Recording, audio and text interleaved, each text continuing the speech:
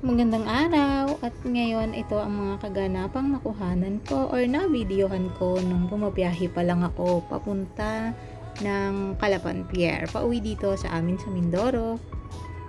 At iyan, ang barkong nasakyan ko ay Starlight Ferries na papunta ng Calapan. Ang Calapan pala ang pinakang capital ng Oriental Mindoro at nandito rin ang Pantalan.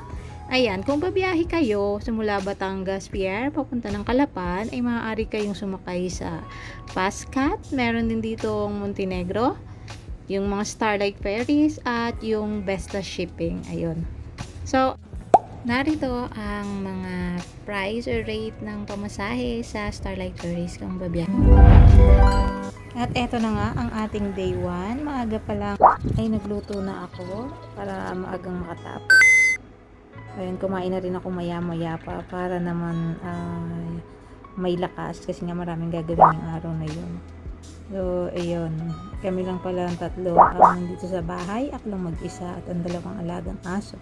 Nagugas na rin nga ako ng pinggan para wala ng kalat-kalat. At pagkatapos nun ay nagpakarga ako ng tubig o nag-ipon ako ng tubig. Gumagamit nga pala kami ng shallow well dito ngayon, iba-iba na kaysa noong maliliit kami na talagang igib sa balon, mano-mano, ganon. At dahil tanghali na nga rin naman ay pinakain ko na muna yung mga alaga. Naririnig ko na kasing may humihingi ni. So, hindi ko na inantay na dumami pa sila kasi kapag nagduwet ang mga yan, sigurado, 'di ba? Ingay-ingay nila. Nangihingi na sila kasi tanghali na. Kaya binigyan ko na rin sila.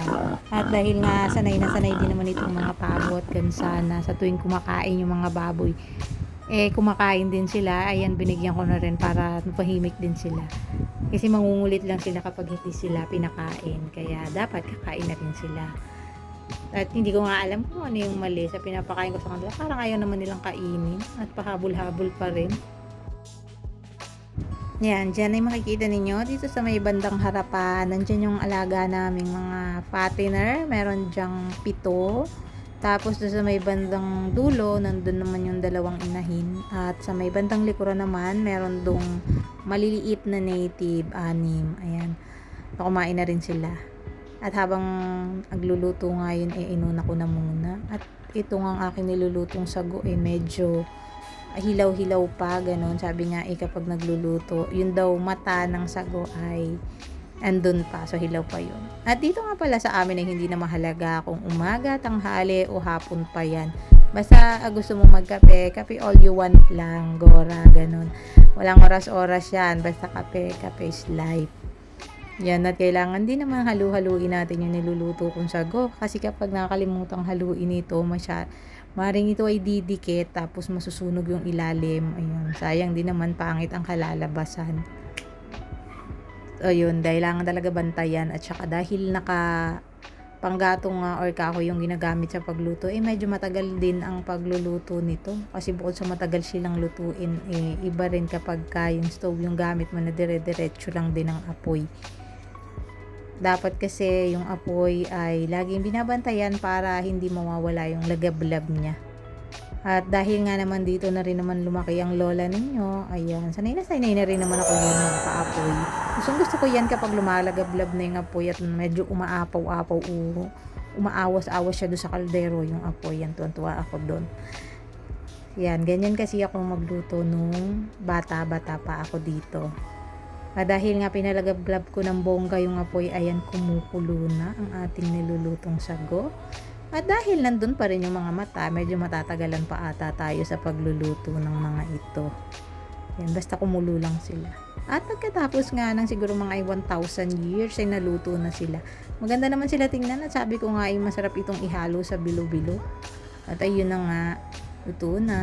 At dahil nakakapagod din naman ay relax ko muna. Meron nga palang duyan dito ang tatay ko. Ayan, dyan niya talaga tinali.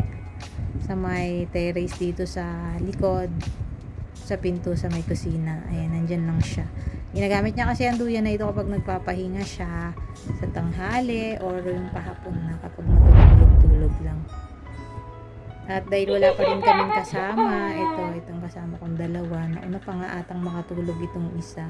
Basta speaking of pahinga at pagtulog, ayan, mauna pa.